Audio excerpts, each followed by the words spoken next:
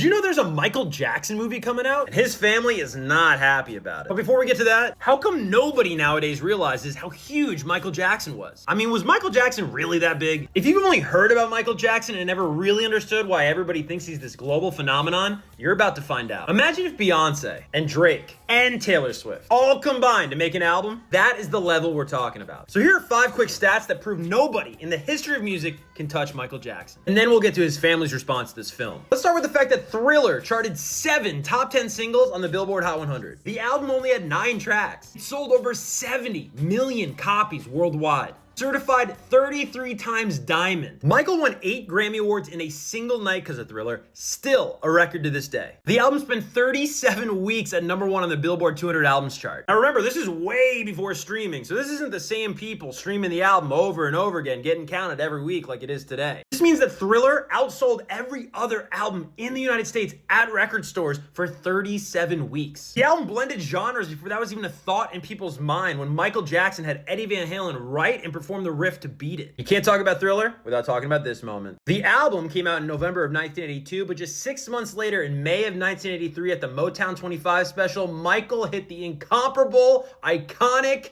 moonwalk dance for the very first time. Nowadays, Thriller is remembered as this iconic Halloween music video. But it was actually a different clip from this album that actually changed the history of music. MTV launched in 1981 and for its first couple years played very few, if any, black artists. They claimed to be an album-oriented rock channel, and black artists simply just didn't fit their format. The issue got so blatant and so bad at a certain point that David Bowie eventually confronted MTV VJ Mark Goodman about it during an MTV interview. That wasn't until Michael and his record label at the time, CBS Records, threatened to pull all of their music videos from the record label from MTV rotation if they didn't start playing Billie Jean. Shocker! They played the clip, it entered heavy rotation on MTV, and became one of the most iconic music videos in the history of the channel. But like I told you at the top, as the world awaits the arrival of Michael, this biopic that's going to get here in April of 2026, his family not so thrilled. His daughter Paris Jackson says the film panders to a very specific section of my dad's fandom that still lives in the fantasy, and they're going to be happy with it. It's Hollywood. It's Fantasyland. It's not real. The narrative is being controlled. There's a lot of inaccuracies and just full-out lies. The film has also allegedly gone under major rewrites to avoid the allegations that Michael Jackson faced later in his life and career. What do you think? Are you excited to see the movie once it hits theaters in April of 2026? Do you think the allegations should be part of the movie? Let's talk about it down in the comments. And if you like talking music here on social, follow for more.